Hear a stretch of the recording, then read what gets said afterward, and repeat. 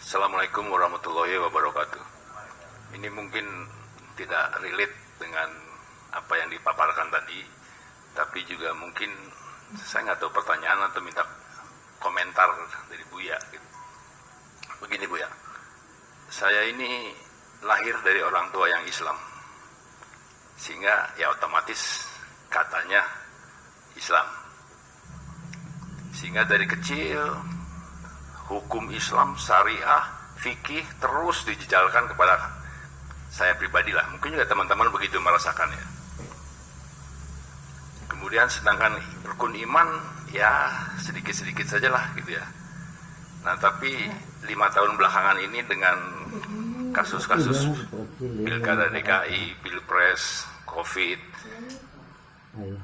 itu saya merenung, membaca sejarah juga, bukan spiritual ya, sejarah Islam gitu ya. Jadi mengapa manusia itu mencari Tuhan? Sehingga apabila seseorang manusia sudah tidak berdaya, minta bantuan ke sekitarnya tidak ada yang mampu, dia mencari sesuatu zat yang maha kuasa dan maha berdaya yang bisa membantu dia. Dia mencari. Akhirnya manusia itu ya jutaan atau puluhan ribu tahun yang lalu itu manusia menciptakan Tuhan. Dewa matahari, dewa bulan, dewa siwa, manusia menciptakan Tuhan. Tapi sejak 5.000 tahun yang lalu lah, sejak Ibrahim gitu, dibalik persepsinya, manusia ini ciptaan Tuhan. Terus sampai sekarang begitu kan. Nah ini kemudian saya juga melihat sejarah-sejarah sejak Nabi wafat, keluhan Khulafaur Rasyidin, Bani Umayyah, Bani Abbasiyah, Utsmaniyah dan seterusnya. Itu banyak juga sisi-sisi kelam di situ ya Bapak Buya ya. Sisi kelam di situ yang katanya, konon katanya mushaf-mushaf Quran itu, waduh variasinya banyak. Dari yang gundul menjadi gondrong seperti saat ini. Nah kalau kita bicara hukum, memang sarjana hukum sama, kitab undang hukum pidana sama, tapi pengacara, pembela, dan hakim beda-beda itu. Jadi ke situ. Nah kemudian, sedangkan iman, rukun iman itu jarang sekali kita terapkan, diajarkan di tataran rumah tangga lah gitu ya. Kamu harus percaya lah, sudah harus percaya saja ya, sudah harus percaya. Dulu kita dalil Pitagoras pakai ya percaya sudah. Tapi begitu kita naik kelas kita buktikan sendiri Pitagoras itu betul. Nah ini saya mencoba mencari ke sana gitu ya. Betul nggak ini bahwa apa yang saya pelajari secara sejarah, karena saya membaca mungkin Pak Kang Abu, profesor di Notre Dame itu, Munim Siri, itu banyak sekali bukunya yang itu sangat menggoyang iman itu, ya. Sangat menggoyang iman itu ya. Nah ini mohon pandangan Buya tentang hal-hal ini, apa yang saya sampaikan tadi.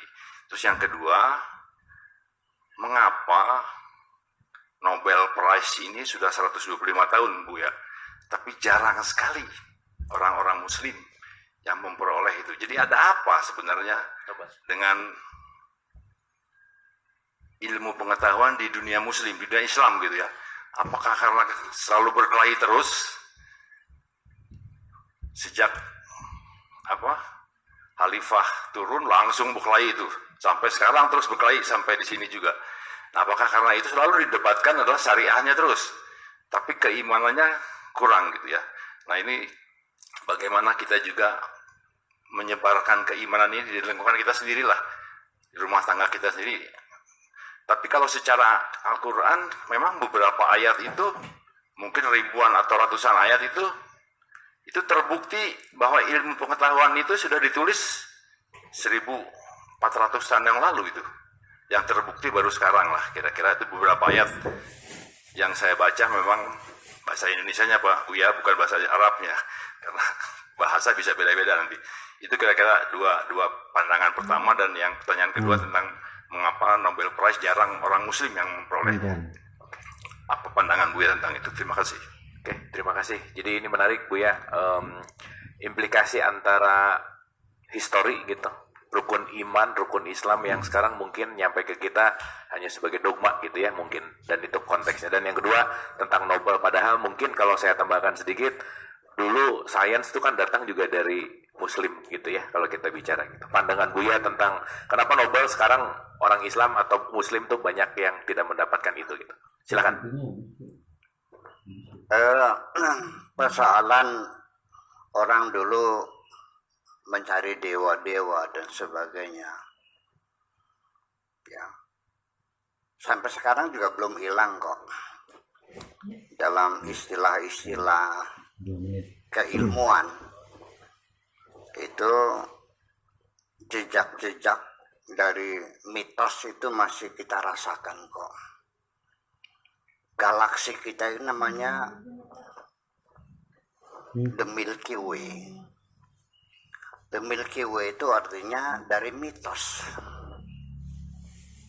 Kemudian bahasa Indonesia namanya galaksi Bima Sakti. Kalau Bima itu makhluknya nggak ada, itu mitos kok. Ya kan, sampai nama planet juga, ya kan, Venus, Merkurius, Mars, itu kan nama-nama dewa semuanya. Kita tidak bisa menghindar dari mitos. Mitos itu adalah merupakan lonjakan pertama manusia mulai berpikir, itu dari mitos dulu. Jadi mitos tidak seluruhnya harus kita, ada yang mesti kita rawat juga. Termasuk kedatangan Imam Mahdi, kedatangan siapa lagi ya? Ratu Adil, ya kan? Ada lagi Mesias dan sebagainya. Terlepas itu benar atau tidak, perlu ada harapan. Ketika kita menanti sesuatu yang nantinya akan membuktikan keadilan yang luar biasa negeri ini, selagi kita masih mengharapkan, berarti harapan itu masih ada. Mitos juga perlu dirawat juga sebagian itu, tidak seluruhnya. Ini nanti kita debatkan lagi. Kemudian tadi saya lupa tadi yang sebelum tadi ya. Jadi cerita di sorga banyak sungai-sungai mengalir. Kita menceritakan sorga kepada masyarakat. Tolong disortir dulu, tidak bisa letter-letterlek ya. Jadi kalau di sorga banyak bidadari yang cantik-cantik, ceritanya jangan kepada teman-teman kita yang sudah menopos. Yang sudah pensiun nggak tertarik, itu kan sama Bang Marlon. Ya, kemudian juga cerita tentang apa sungai-sungai mengalir, itu bukan untuk orang Indramayu. Ya ini untuk orang Arab yang ada sungai Pak ya. Iya gitu. Jadi ya, kita kemas saja. Yang penting ini aja lah. Kalau Kang Abu Marla itu senang tarling, saya janjikan di sorga ada 1000 macam tarling, yang khawatir lah semuanya ada.